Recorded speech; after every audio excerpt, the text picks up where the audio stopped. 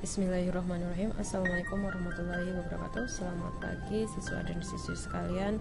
Pada pagi ini kita bertemu lagi di mata pembelajaran pemrograman dasar ya. Dan sebelum pembelajaran dimulai, silahkan kalian persiapkan alat tulis dan HP Android kalian ya. Nah, untuk pembelajaran pada pagi ini kita awali dengan bacaan basmalah. Bismillahirrahmanirrahim. Nah, materi yang akan kita pelajari pada pagi ini adalah perancangan user interface ya. Jadi apa sih itu user interface? User interface itulah tampilan ya, tampilan pengguna. Jadi karena komputer, HP kalian itu tidak mengetahui bahasa kita ya, bahasa manusia, makanya ada user interface, yaitu adanya nanti bahasa pemrograman yang menerjemahkan bahasa komputer itu atau bahasa HP itu ya ke dalam bahasa kita manusia ya. Jadi kita tahu maksudnya apa yang jadi sarana komunikasi kita dengan komputer atau mungkin dengan peralatan gadget lainnya ya. Ya, user interface itu adalah tampilan ya. Jadi tampilan yang berfungsi untuk menghubungkan antara user dengan perangkat komputer ya. Nah, dengan adanya user interface ini, pengguna atau user itu dapat berinteraksi ya, dapat berhubungan dengan atau dapat berkomunikasi dengan beberapa program pada perangkat komputer ya.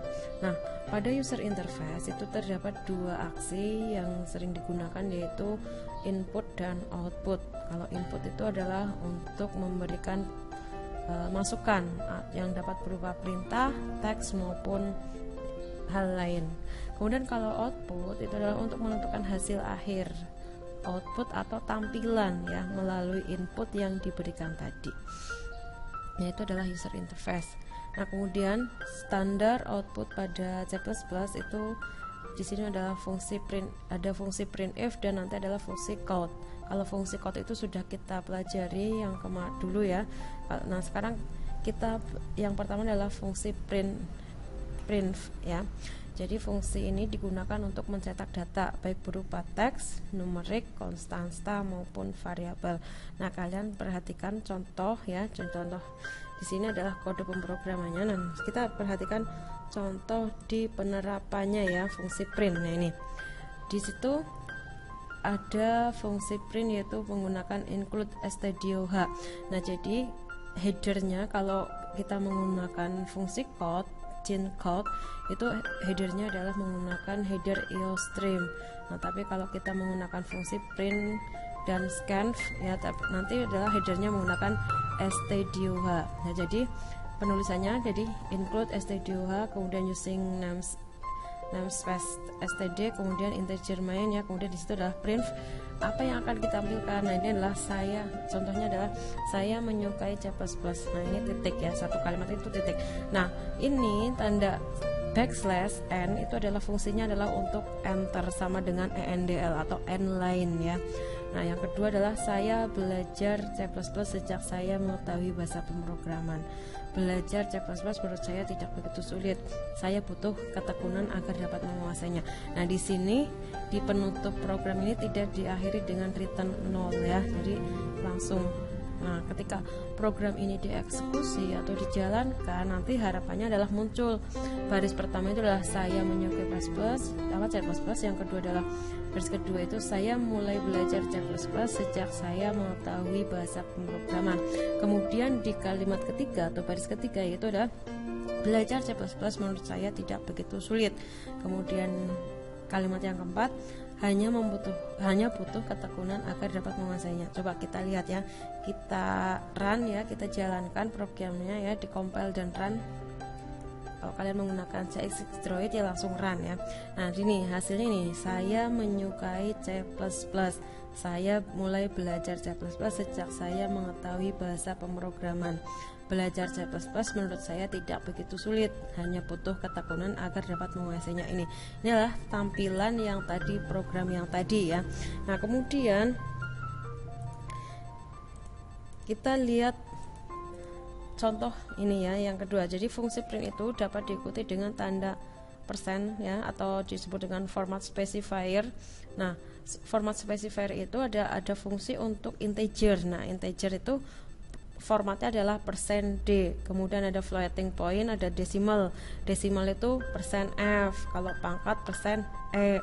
Kalau desimal dan pangkat ini dan ya, desimal dan pangkat adalah %g. Kemudian karakter itu adalah %c ya.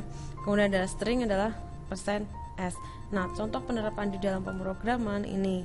Jadi untuk headernya masih sama stdoh karena kita menggunakan fungsi print ya.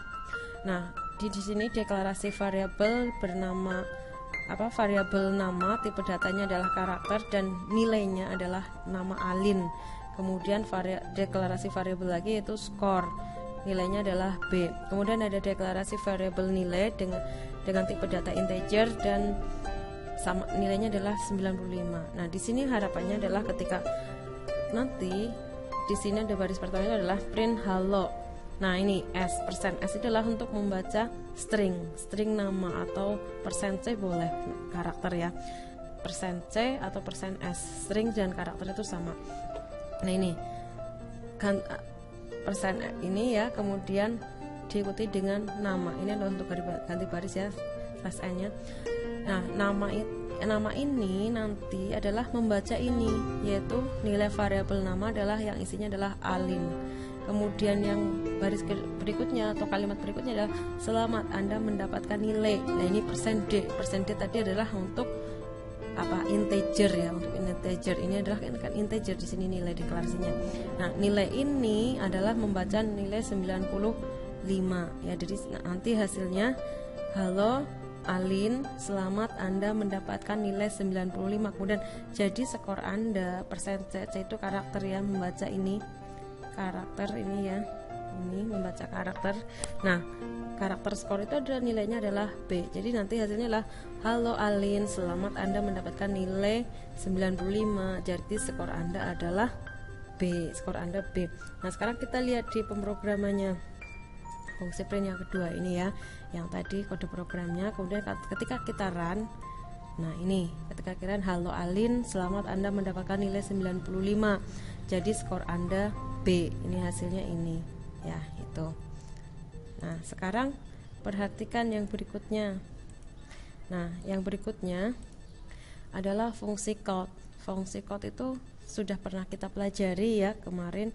Jadi ini sudah terbiasa ya. Jadi fungsi count itu untuk menampilkan output ya. Nah, fungsi count biasanya diiringi dengan apa? Masih ingat enggak? Ya, yaitu ada tanda kurang dari ya, tanda kurang dari double yaitu yang mengikutinya. Kemudian itu fungsi count ya. Nah, contoh pemrograman di fungsi count itu sudah pernah ya kita pelajari sebelumnya ya.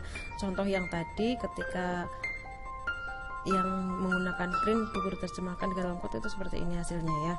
Jadi saya menyukai C++ ya, code tanda ini kurang dari, kemudian ini sama ya code ya, saya mulai belajar terus. Nah, ini diakhiri dengan return 0 ya. Jadi ketika membaca ini nanti diakhiri dengan return 0. Kalau yang tadi, nah bedanya di sini ini headernya menggunakan header IOStream, kalau tadi stdoh ya.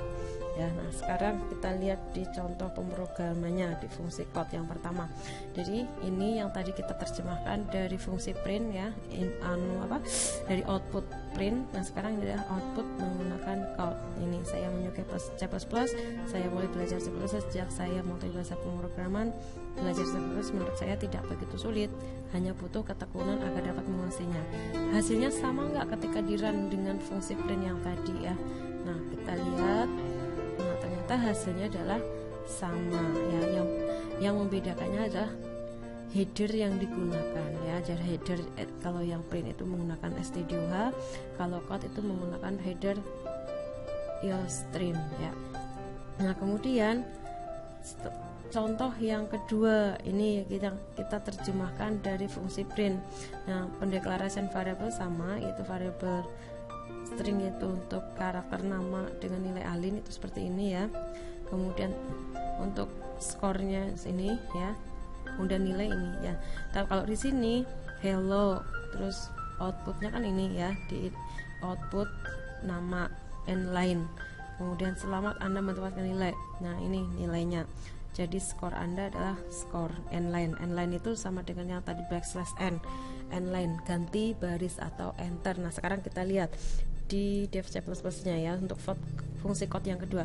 Nah ini ya, ini yang kita terjemahkan dari fungsi print ya. Kalau tadi penulisan printnya sudah, sekarang yang menggunakan code, bedanya adalah code menggunakan tanda ini, kurang dari. Nah kalau ini dijalankan hasilnya sama enggak kira-kira? Nah kita lihat hasilnya sama apa enggak. Ternyata hasilnya adalah sama, yaitu halo Alin, selamat Anda mendapatkan nilai 95. Jadi skor Anda B, yaitu sama ya. Ini dikerjakan dengan menggunakan fungsi code. Nah kemudian nanti silakan kalian kerjakan tugas ya. Tugasnya ini ya. Jadi kalian buatlah sebuah kode program menggunakan fungsi print dan fungsi code untuk menampilkan output di bawah ya. Jadi tampilannya adalah nanti adalah nama saya adalah Laisa, saya berumur 15 tahun, saya berasal dari kota Banjarnegara, saya sekolah di SMK HKT 2 Purworejo kelompok kompetensi keahlian TKJ.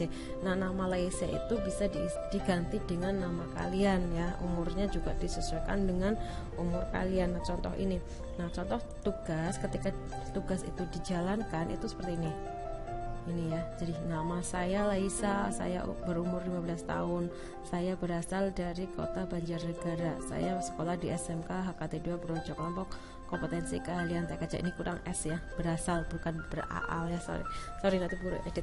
Nah sampai di sini silahkan nanti kalau ada pertanyaan silahkan kalian japri saja ke WA Bu Guru, kemudian silahkan kalian nanti kerjakan tugasnya di link tugas yang sudah tersedia di link PJJ ya.